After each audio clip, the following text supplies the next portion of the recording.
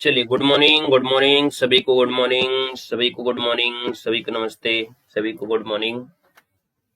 कैसे आप सभी लोग? उम्मीद है आप लोग अच्छे होंगे, बेहतर होंगे, स्वस्थ होंगे, मस्त होंगे। और ज्यादा दिन अब आपके बचे नहीं हुए हैं, है ना। धीरे धीरे दिन दिन आपके कम ही होते जा रहे हैं, तो थोड़ा सा मेहनत करते रहिएगा, ठीक है। चलिए, आवाज वगैरह मिल पा रही है? चलिए,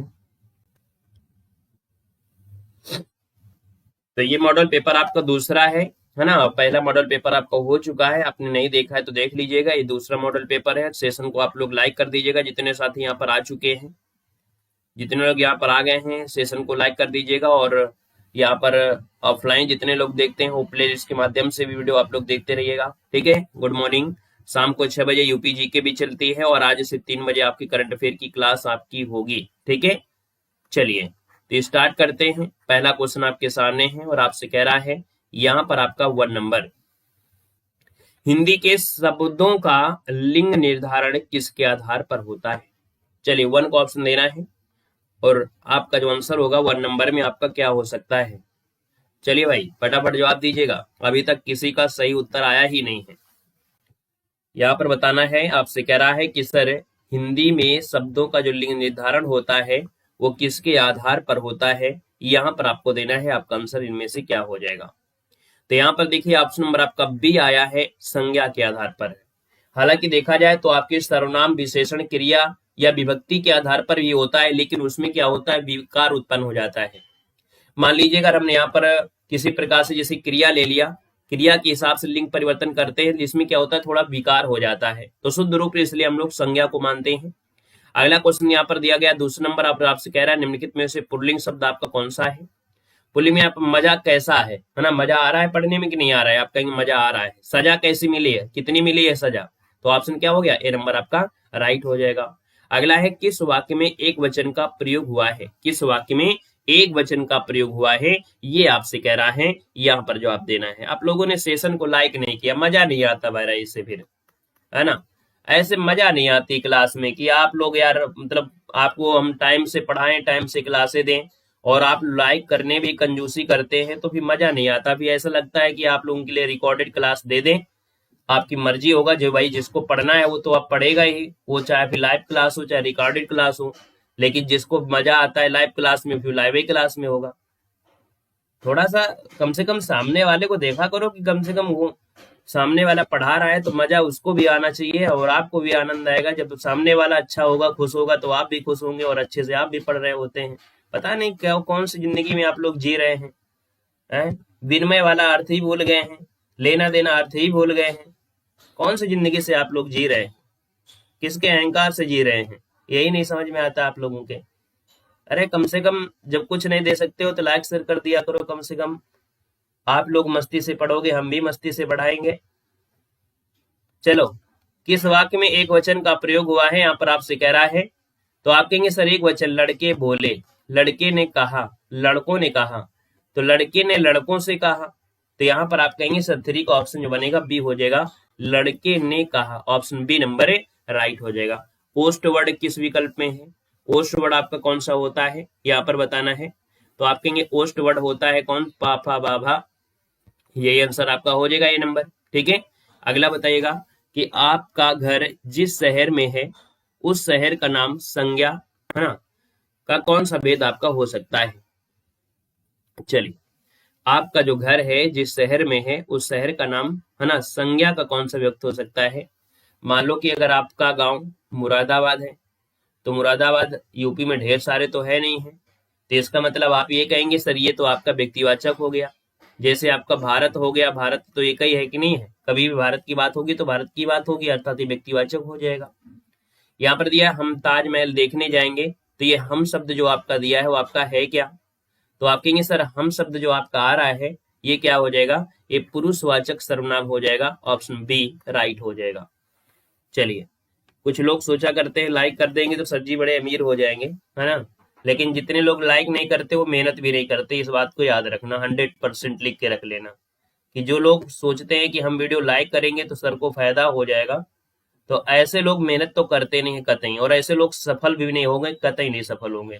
क्योंकि जिनके मन में ये होता है कि नहीं मेरी वजह से वो बढ़ रहा है, तो वो व्यक्ति कभी जीवन में हो ही नहीं सकता, उसको सफलता मिल ही नहीं सकती। ये लिख कर नोट करके लिख लेना, बिल्कुल 100%। हाँ, याद न रहे वो बात दूसरी होती है, लेकिन अगर फिर भी अगर आपसे कहा जाए और आप फिर भी ना करें तो लिख के नोट कर लीजिएगा। जो व्यक्ति के अंदर ऐसी सोच होती है ना, कि घटिया सोच होती है कि अगर हमारी वजह से कोई दूसरा बढ़ रहा है, जिससे हम पढ़ रहे हैं, जिससे हम सीख रहे हैं, उसको ही आप बड़ा देखना नहीं चाहते हैं, तो ऐसे लोगों की सोच हमेशा जीवन में ऐसे ही रहेगी। बिल्कुल लिख के रख लीजिएगा, उसको सफलता नहीं मिल सकती है। ये 99 नहीं, 110% बात है कि आपकी जैसी सोच वैसे जीवन में आप उद्धार करेंगे। चलिए, देखो दिया है ताजमहल देखने जाएंगे, आपसे बी दिया है पुरुषवाचक सर्वनाम है, ऑप्शन आपका बी नंबर है, राइट हो जाएगा। अगला क्वेश्चन दिया गया है कि इसमें से खेलना शब्द में से बना विशेषण कौन सा है। खेलना शब्द से बना विशेषण क्या है? तो भैया खेलना से क्या दयालु हो जाएगा? नहीं होगा। खेलना से क्या होगा? खिलाड़ी होगा। ऑप्शन नंबर आपका सी राइट हो जाएगा, खिलाड़ी हो जाएगा। अगला है यह चांदी खोटी सी दिखती है, वाक्य में खोटी सी विशेषण का प्रकार बताना है। यहाँ पर बताना है आपका क्या हो जाएगा। तो आप कहेंगे सर ये खोटी सी मतलब होता है ना, कहते हैं आपकी अच्छाई में खोट है, मतलब आपके जो मन में है वो खोट है, तो ये खोटी सी अर्थात यहाँ पर कहेंगे ये सर क्या है, इसका गुण है। ऑप्शन नंबर आपका ए राइट हो जाएगा, याद रखिएगा। क्लियर है। अगला क्वेश्चन दिया गया है, कह रहा है मोहिनी तेज दौड़ती है, इस वाक्य में तेज शब्द आपका है क्या?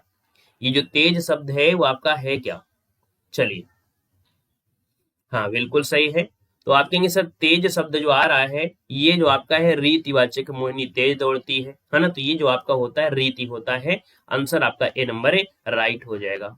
अगला है क्रिया आपको चुनना है, और क्रिया की अगर हम बात करते हैं तो यहाँ पर आपका आंसर क्या हो जाएगा 10 नंबर में। देखो यहाँ पर क्रिया है, तो भैया क्रिया क्या है, यहाँ पर क्रिया क्या हो जाएगा, सीखना हो जाएगा। ऑप्शन नंबर आपका सी हो जाएगा, सीखना हो जाएगा। यहाँ पर माँ ने पिताजी से सामान मंगवाया, वाक्य में क्रिया का कौन सा रूप है? देखिए यहाँ पर दिया है मंगवाया, क्या दिया है मंगवाया, और मंगवाया है तो अकर्मक क्रिया होगा नहीं, हमने कहा यहाँ पर होती प्रेरणार्थक क्रिया होती है। मंगाया, मंगवाया, तो ये द्वितीय प्रेरणार्थक में आएगी, इसका ऑप्शन नंबर आपका डी राइट हो जाएगा। अगला दिया गया है वह चम्मच से चावल खाता है ना, वह चम्मच से चावल खाता है। अब आप बताइएगा कि जब चम्मच से चावल खा रहा है तो कारक आपसे पूछा गया है, क्या दिक्कत की है ना, कोई दिक्कत तो नहीं है, सही पूछा गया है। वह चम्मच से चावल खाता है, तो आप बताइएगा आपका कारक कौन सा बनेगा 12 नंबर में। तो आप कहेंगे सर यहाँ पर चम्मच से, करण से, है ना, तो आपका आंसर ये हो जाएगा, यहाँ पर करण हो जाएगा ए नंबर। अगला देखो यहाँ पर दिया गया और आपसे कह रहा है सर यहाँ पर बताना है कि हमारा समाज उन्नति के पथ में है, इस वाक्य में किस प्रकार की अशुद्धि है? बताइए अशुद्धि है कि नहीं है, ये आप लोग बताइए जल्दी से। हमारा जो समाज है वो उन्नति के, है ना, पथ में है, क्या सही है क्या गलत है, जल्दी से बताइएगा। चलिए, हमारा समाज उन्नति के पथ पर है ना, पथ पर होना चाहिए, ना कि पथ में होना चाहिए, क्या होने, पथ पर है। तो इसलिए यहाँ पर गड़बड़ी क्या मिल गई है, यहाँ पर 13 नंबर में, तो आप कहेंगे सर ऑप्शन सी हो जाएगा, कारक संबंधी अशुद्धि मिल गई, ऑप्शन आपका सी राइट हो जाएगा। अगला आपसे दिया है गद्यांश दिया गया, और गद्यांश के बारे में बात करते हैं तो देखो दिया गया है उत्साह की गिनती अच्छे गुणों में होती है। हमने कहा उत्साह अगर होती है तो आपके गुण अच्छे हैं, है ना, उत्साह की गिनती अच्छे गुणों में होती है। किसी भाव के अच्छे या बुरे होने का निश्चय अधिकतर उसकी वृत्ति, है ना, प्रवृत्ति के शुभ या अशुभ परिणाम के विचार होते हैं। वह उत्साह जो होते हैं वो कर्तव्य कर्मों के प्रति इतना सुंदर दिखाई पड़ता है, अकर्तव्य कर्मों की ओर होने पर वैसा श्लाघ्य नहीं प्रतीत होता है। जब तक आनंद का लगाव किसी क्रिया या व्यापार या उसकी भावना के साथ नहीं दिखाई पड़ता, तब तक उसे उत्साह की संज्ञा प्राप्त नहीं होती है। प्रयत्न और कर्म संकल्प उत्साह नामक आनंद के क्या है, निश्चय लक्ष्य हैं। तो याद रखिए, प्रयत्न और कर्म संकल्प ये उत्साह नामक आनंद के नित्य लक्षण है। मतलब आनंद के लक्षण क्या है, प्रयत्न और संकल्प होता है। प्रत्येक कर्म में थोड़ा बहुत बुद्धि का योग भी रहता है। कुछ कर्मों में तो बुद्धि की तत्परता और शरीर की तत्परता दोनों बराबर होती हैं, साथ साथ चलती हैं। उत्साह की उमंग जिस प्रकार हाथ पैर चलवाती है, उसी प्रकार बुद्धि से भी काम करवाती है। ऐसे उत्साह वाले कर्मवीर भी होते हैं और बुद्धिवीर भी आपके होते हैं, याद रखिएगा। क्लियर है। अगला देखो यहाँ पर दिया गया है और आपसे कह रहा है, यहाँ पर क्वेश्चन आपसे कह रहा है, चलिए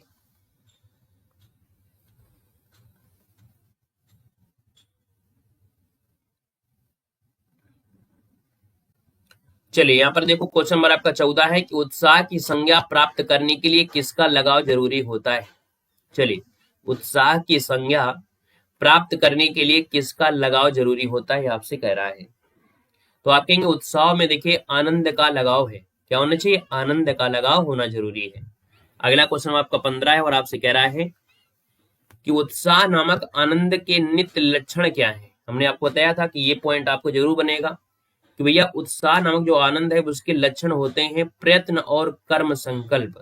प्रयत्न और कर्म संकल्प ऑप्शन ए नंबर राइट हो जाएगा। अगला देखो दिया गया है, प्रत्येक कर्म में थोड़ा या बहुत किसका भी योग होता है। जब भी आप कर्म कर रहे होते हैं, है ना, तब आपकी बुद्धि का होता है ना, वो लोग करते हैं मैं बहुत मेहनत कर रहा हूँ, बहुत मेहनत कर रहा हूँ, बहुत मेहनत कर रहा हूँ, आप कर्म करते हैं। कभी कभी बुद्धि भी तो होती है, आपको भगवान ने बुद्धि, जरूरी है हर एक व्यक्ति का जो माइंड होता है जैसा हो, एक बार पढ़ ले सही हो जाए, ऐसा तो होता नहीं है। इसलिए क्या होता है कि कहीं ना कहीं आप बुद्धि का भी योगदान रहता है। कर्म तो लोग बहुत करते हैं, है ना, कोई कोई तो दिखावटी कम करता है। यहाँ पर अगला क्वेश्चन दिया गया है, किसी भाव के अच्छे या बुरे होने का निश्चय अधिकतर होता क्या है। किसी भाव के अच्छे या बुरा होने का जो निश्चय वो आपका है क्या। और जोन जोन गद्यांश नहीं देखा करते हैं ना, उनसे गद्यांश पूछा करिए जब पेपर दे के निकलते हैं। जो गद्यांश नहीं पढ़ा करते हैं, हम तो अभी तक छोड़ दिया करते थे, लेकिन अब नहीं सोचते। जिनको पढ़ना होगा पढ़ेंगे, जिनको नहीं पढ़ना है ना पढ़ेंगे। ना पढ़ने वालों के लिए हम थोड़ो बने हैं, हम तो पढ़ाने वालों के लिए बने हैं। तो उनसे पूछना, जब गद्यांश में अगर 2 नंबर उनका गलत हो जाता है ना, तो उनके दिल से पूछना कैसी दिक्कतें आती है। उनको लगता है यार मैंने गद्यांश गलती कर दिया, क्योंकि आपने पढ़ा ही नहीं गद्यांश। ठीक है, तब उनको एहसास होता है कि हाँ गद्यांश में 2 नंबर मिल जाते तो मेरा सिलेक्शन हो जाता जाके। तो हम तो पढ़ने वालों के लिए पढ़ाते हैं, ना पढ़ने वालों को तो इसे भी नहीं पढ़ाते हैं, कोई जरूरत भी नहीं रहती है ऐसे लोगों को, है ना। देखो दिया है, किसी भाव के अच्छे या बुरे होने का निश्चय अधिकतर जो आपका होता है वो कौन करता है। तो हमने कहा इसमें देखिए, प्रवृत्ति के केवल अशुभ नहीं है, उसकी प्रवृत्ति के शुभ या अशुभ परिणाम के विचार से ही होता है।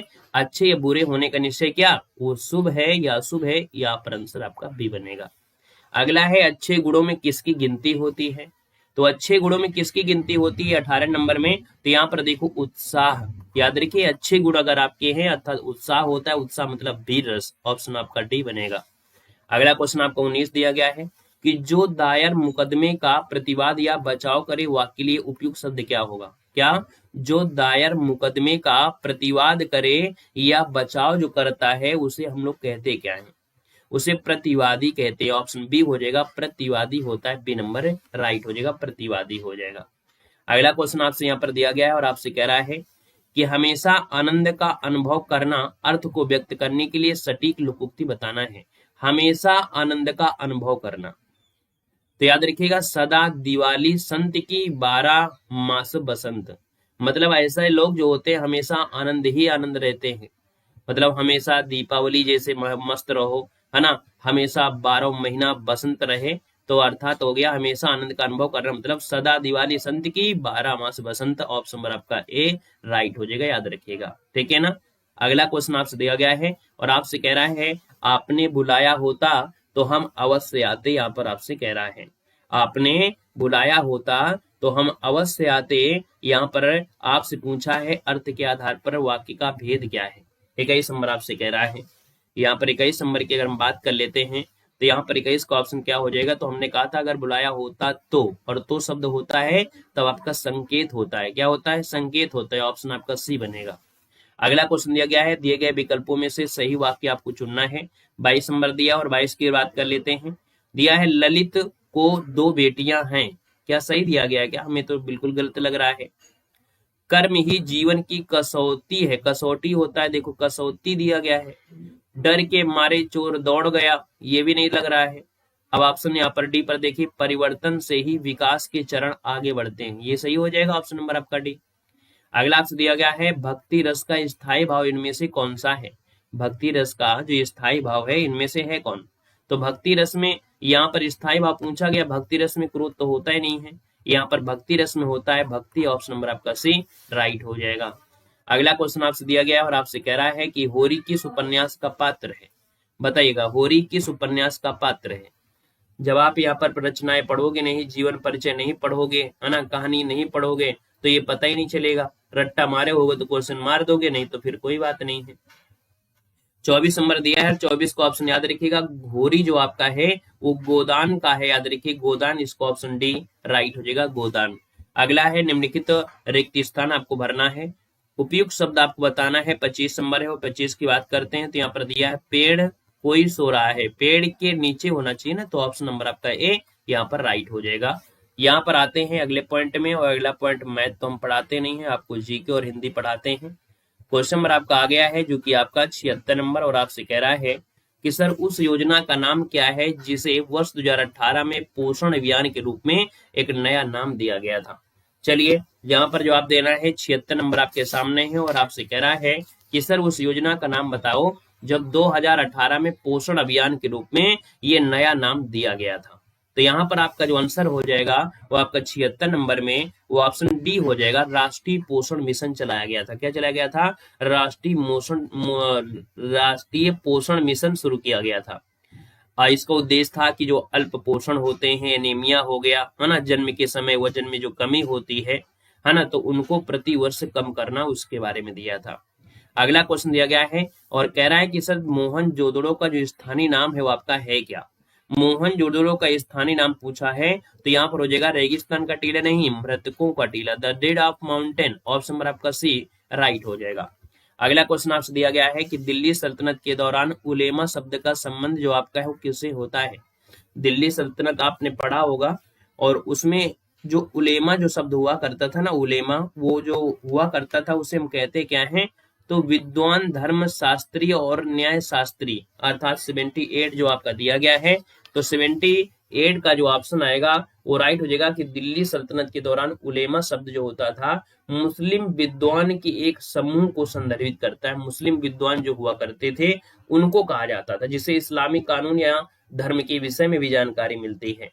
यहाँ पर अगला है, भारत के किस वायसराय ने भारत में स्थानीय सरकारी निकाय बनाने की पहल किया था। मतलब भारत में जो स्थानीय सरकारी निकाय है इनको बनाने की जो पहल किया है वो किया था आपके रिपन ने किया था। रिपन के समय आपको मालूम है जनगणना आपकी नियमित रूप से आपकी स्टार्ट हुई थी, तो स्थानीय लोगों में से कई लोग थे जो प्रशासक के काम से दूर थे, तो इसलिए उन्होंने प्रशासन में लाने के लिए स्थानीय सुशासन की आवश्यकता पड़ी। तो ऑप्शन नंबर आपका सी राइट हो जाएगा।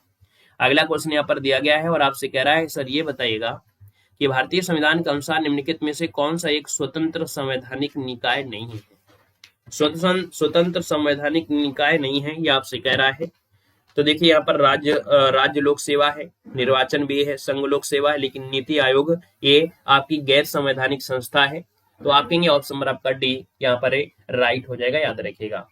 अगला क्वेश्चन दिया गया, भारत का राष्ट्रीय फूल क्या है। चलिए भारत का राष्ट्रीय फूल क्या है यहाँ पर बताना है, और ये क्वेश्चन आपको हल्के मत लेना है, ये क्वेश्चन को आप हल्के मत लेना। आपको मालूम है कि ग्रुप डी में ऐसे ही क्वेश्चन आपके होते हैं 2018 के समय, 2018 में नहीं 16 के समय जो आपका पेपर हुआ था उस समय पूछा गया था भारत का राष्ट्रीय फल क्या है। ठीक है, भारत का राष्ट्रीय फल क्या है ये पूछा गया था। ठीक है, 2016 में शायद 17 में पेपर हुआ था, तब हमने पेपर दिया था। हमको थोड़ा सा मतलब ऐसा था कि कुछ बच्चों की हेल्प करना था, रजिस्ट्रेशन 15 बच्चों के साथ किया गया था। ठीक है, एक प्रकार से बोलते हैं जैसे सालवर होते हैं, ठीक है, उस हिसाब से।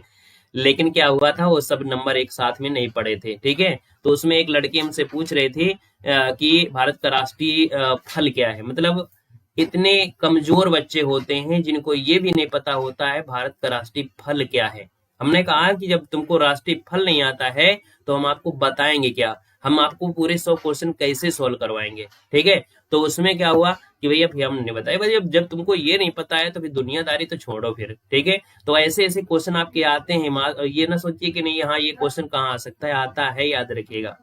देखो भारत का राष्ट्रीय फूल क्या है, 81 नंबर है। चलिए 81 नंबर, देखो सॉल्वर की बात अलग होती है, सॉल्वर जो होते हैं वो दूसरों के लिए बैठारे जाते हैं, ठीक है, दूसरे के लिए, लेकिन हम सॉल्वर नहीं थे, ठीक है। हमारा फॉर्म जबरदस्ती भर दिया गया था, और एक सर थे, उनके 15 बच्चे थे, तो उन बच्चों के बीच में रजिस्ट्रेशन हमारा था, तो कह रहे थे आप उनके हेल्प कर देना, ठीक है, इसलिए हेल्प के लिए था, बाकी वो ऐसा नहीं कि हम किसी दूसरी की वजह से बैठे थे, ऐसा नहीं है, ठीक है। उस समय हमारे नंबर भी आए थे, लेकिन मेरिट आपकी काफी गई थी, शायद 97 ऐसे कुछ कट ऑफ चली गई थी, तो फिर नहीं हुआ था। यहाँ पर देखो आपका दिया है भारत का राष्ट्रीय फूल क्या है 81 नंबर में, तो 81 का ऑप्शन सी हो जाएगा आपका, ये कमल है ना, कि जो कि एक जली जगत का पौधा है, ऑप्शन नंबर आपका सी हो जाएगा, जली जगत हो जाएगा।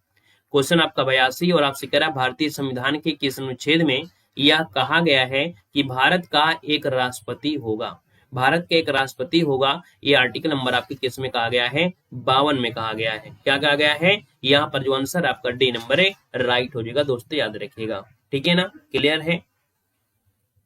यहाँ पर अगला क्वेश्चन दिया गया है, जम्मू और कश्मीर विधान परिषद को किस वर्ष में समाप्त किया गया।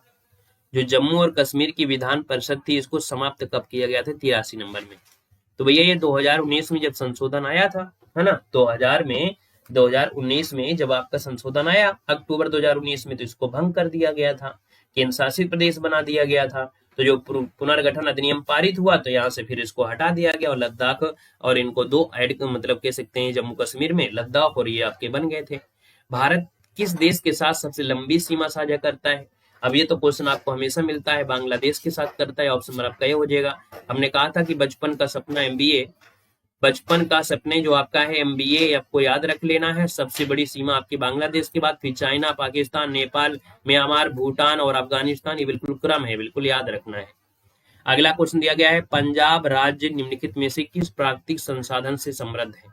मतलब जो पंजाब है ना, पंजाब जो आपका है, ये किसके मामले में ज्यादा है, उपजाऊ मिट्टी के मामले में, सिलिकॉन के मामले में, कोयला के मामले में, या पेट्रोलियम के मामले में। अब ऐसे क्वेश्चन में तो आपको तुक्का मारना होगा, अगर टीचर ना भी पढ़ाए तो आप ये नहीं कह सकते हैं कि टीचर ने नहीं पढ़ाया है, ठीक है ना। ये कुछ ऐसी चीजें होती हैं जो आपने अगर थोड़ा पढ़ाई किया होगा तो आप कहेंगे सर यहाँ पर देखो दिया गया है उपजाऊ मिट्टी। अब आप बताइए क्या सिलिकॉन यहाँ पर कभी पढ़ा है कि पंजाब में सिलिकॉन मिलता है ना। पेट्रोलियम भी आपने नहीं पढ़ा है, क्या कोयला आपने झारखंड वगैरह होता है, ये तो होएगा नहीं होगा। तो आप कहेंगे सर ये उपजाऊ मिट्टी है, पंजाब राज्य जो है प्राकृतिक संसाधन दिया है, प्राकृतिक संसाधन है, उपजाऊ मिट्टी के लिए समृद्ध है। आपको मालूम है कि यहाँ पर जो गेहूं होता है वो सबसे ज्यादा होता है भारत में, लेकिन आपने पढ़ा होगा यूपी में सबसे ज्यादा गेहूं होता है, आपने बिल्कुल सही पढ़ा है। लेकिन यहाँ पर याद रखिए प्रतिशत के हिसाब से, मान लो अगर यहाँ पर क्या है 4 बीघा खेत है, 4 बीघा, तो 4 बीघे में मान लो 10 कुंटल हो रहा है, तो यूपी में मालूम है 15 बीघे में कितना होता है, 10 कुंटल होता है 15 बीघे में। तो इसलिएगा कि यहाँ की जो मिट्टी हो बड़ी उपजाऊ है, तो यहाँ पर आंसर आपका ए हो जाएगा, राइट, क्लियर है। अगला है निम्नलिखित में से क्या भारत में हरित क्रांति का नकारात्मक प्रभाव है। मतलब भारत की जो हरित क्रांति थी उसमें नकारात्मक प्रभाव किस कारण से हुए, नकारात्मक जो प्रभाव देखे गए वो किस कारण से देखे गए, ये कह रहा है। तो पहला दिया है भूजल स्तर में ह्रास हो रहा है ना, कहीं ना कहीं ये आपकी कमी हुई। मृदा की गुणवत्ता में गिरावट, है ना। इसके बाद दिया गया है बढ़ती हुई इनपुट लागत, कहीं ना कहीं ये नकारात्मक प्रभाव देखे गए। यहाँ पर आंसर डी नंबर है राइट हो जाएगा, याद रखिएगा। अगला क्वेश्चन यहाँ पर दिया गया है और आपसे कह रहा है कि यहाँ पर आपसे दिया गया है कि सीमेंट में मौजूद सिलिका की अनुमानित मात्रा कितनी होती है। अर्थात जो सीमेंट होती है ना, उसमें जो आपकी बालू होती है वो कितने % होती है लगभग। सीमेंट में जो बालू होती है वो कितनी होती है लगभग, आप अपने हिसाब से देखिएगा 87 नंबर में। तो याद रखिए 17% से लेके 25% तक इसमें क्या होती है, सिलिका होती है। यहाँ पर जो 87 नंबर दिया गया है वो राइट आंसर आपका हो जाएगा कि सिलिका का अनुमानित जो परसेंटेज होता है वो 17 से लेके 25% तक आपका होता है। यहाँ पर जो आंसर है आपका हो जाएगा डी नंबर।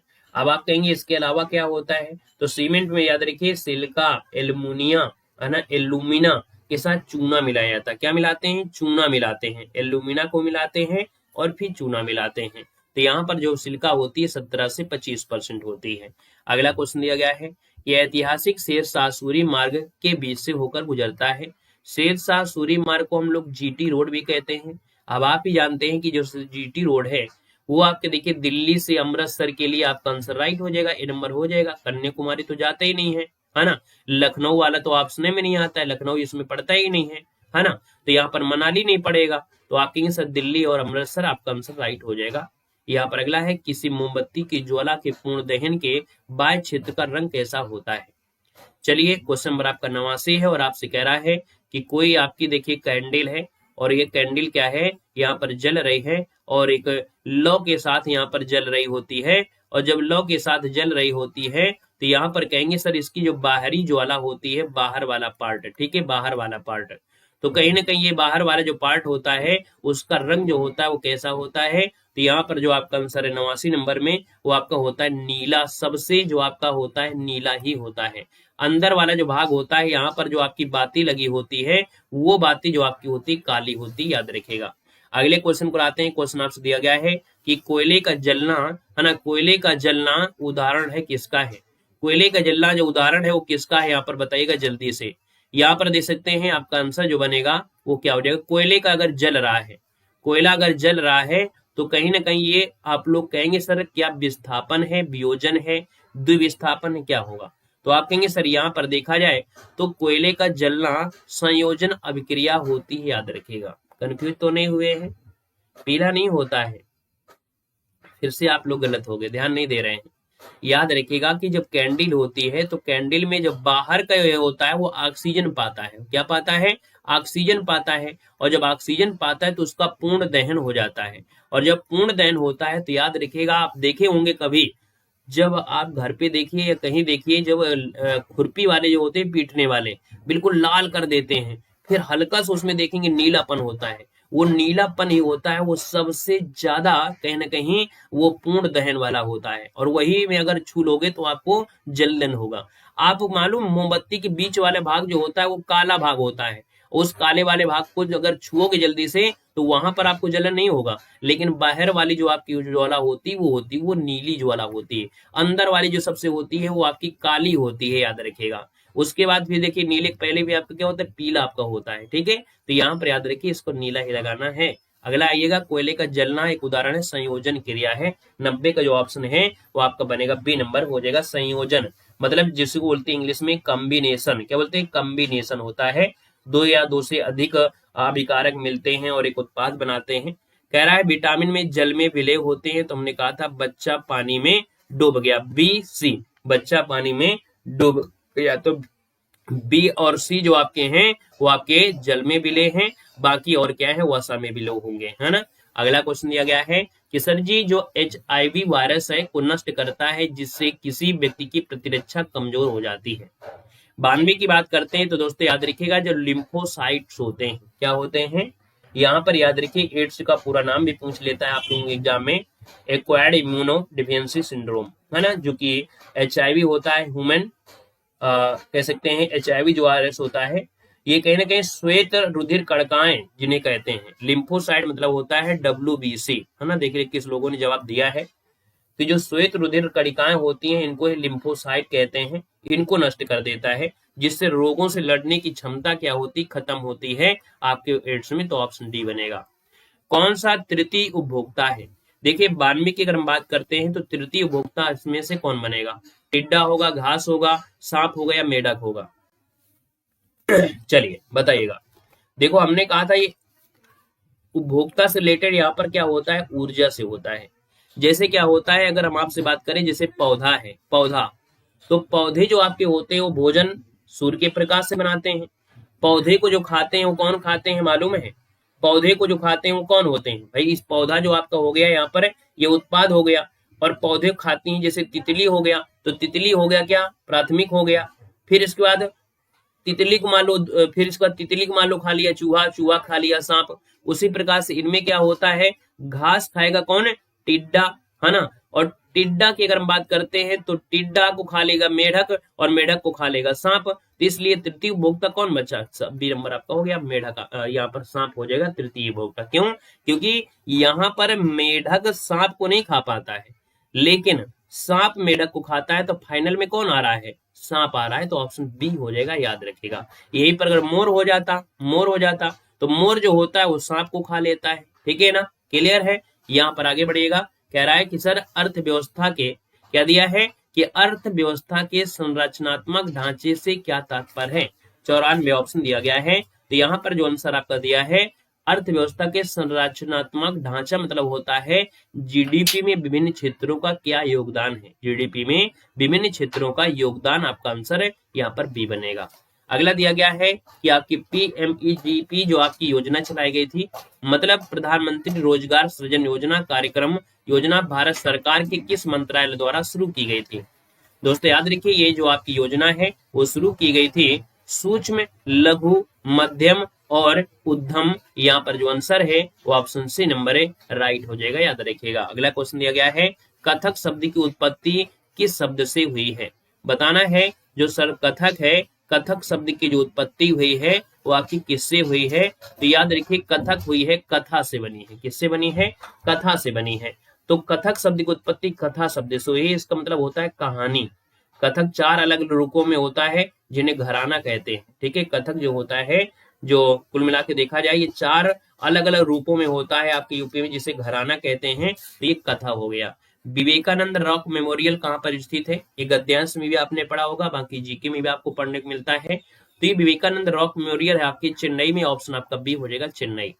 अगला 90 नंबर है, 17वें राष्ट्रीय फिल्म पुरस्कार 2022 में किसे सर्वश्रेष्ठ अभिनेता का पुरस्कार यहाँ पर चुना गया है। तो दोस्तों यहाँ पर देखा जाए तो आपका 98 का ऑप्शन बनेगा। ये आपके कौन है भैया?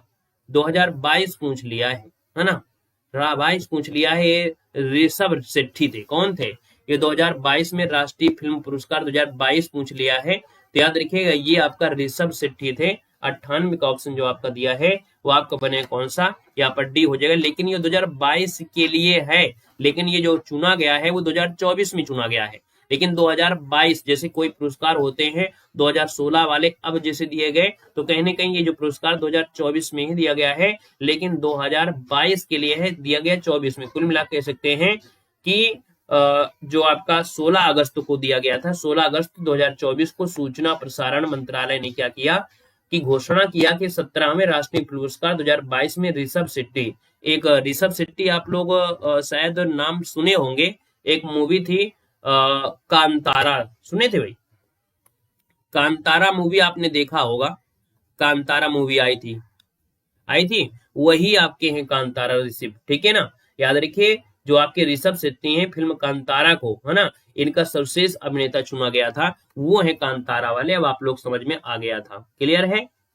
ठीक है, अब डाउट नहीं होना है।